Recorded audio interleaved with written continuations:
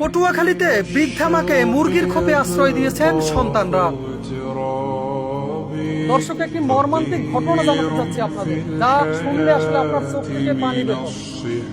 আপনি নয়, শুধু যে কোনো হৃদয়বান মানুষের চোখ থেকে পানি চলে। বলা হয়ে থাকে মায়ের পায়ের নিচে সন্তানের বেহেশত, কিন্তু সেই মায়ের প্রতি যখন এরকম অবহেলা করা হয়, জন্ম দিয়েছেন যিনি, সেই মাকে যদি এরকম একটি মুরগির খোপের মধ্যে আটকে রাখা হয়, তাহলে যেন আল্লাহর আরশ কেঁপে ওঠে, সন্তানের জান্নাত যেন হারাম হয়ে যায়।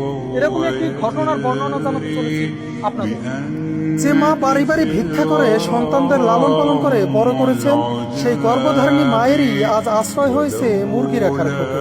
বৃষ্টির পানিতে ভিজে যাওয়া এরকম স্যাঁতস্যাঁতে পরিবেশেই দীর্ঘ বছর যাবৎ বসবাস করছেন জনম দুঃখিনী মা। মুরগি রাখার এই খোপটিতে নেই কোনো কাঁথা কিংবা বালিশ, এমনকি হাওয়া বাতাসও চলতে পারে না ঠিকঠাক।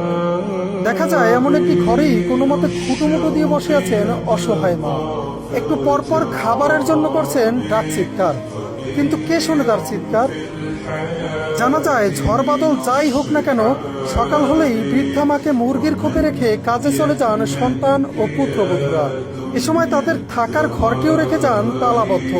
নিরুপায় হয়ে খাবারের আশায় নরবরে শরীরখানা নিয়েই এবারে ওবারে ছুটে বেড়ান জনম দুঃখিনী মা। সম্প্রতি পা পিছলে আছাড় খেয়ে মাথা ফেটে যাওয়া সহ হাত ভেঙে গেছে বৃদ্ধা মা নূরজাহান বেগমের। সারাদিনের যন্ত্রণায়ও ছটফট করছেন তিনি। এছাড়াও একটু পানি খাওয়ার জন্য করছেন তীব্র আহাজারি, কিন্তু একাকী বাড়িতে তার করুণ আহাজারি শোনার জন্য কেউ নেই। কারণ আদরের ছেলেরা যে ঘর তালাবদ্ধ রেখে সকালবেলায় চলে যান এদিক সেদিক, ফেরেন আবার সন্ধ্যায়। সম্প্রতি বন্যা হওয়ার কারণে জোয়ারের পানিতে থই থই করছে নূরজাহান বেগমের খোপটির চারপাশ। এতে যেন তার মধ্যে কাজ করছে এক অজানা আতঙ্ক। দুঃখজনক এমন ঘটনাটি ঘটেছে পটুয়াখালী সদর উপজেলার লাউকাঠি ইউনিয়নের দক্ষিণ লাউকাঠি গ্রামে। অবহেলিত বৃদ্ধা মায়ের দুই সন্তানদের কাছে এ বিষয়ে জানতে চাইলেও তাদের কোথাও খুঁজে পাওয়া যায়নি।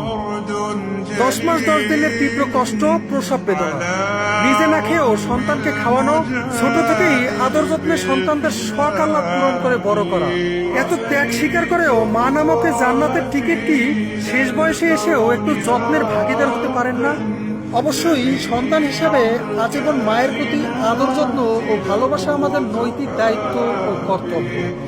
এজন্য প্রয়োজন আমাদের মানবিকতা বোধের, শিক্ষিত হওয়ার আগে প্রয়োজন মানুষ হওয়ার। তবেই পৃথিবী হবে আরো সুন্দর, শান্তিময়।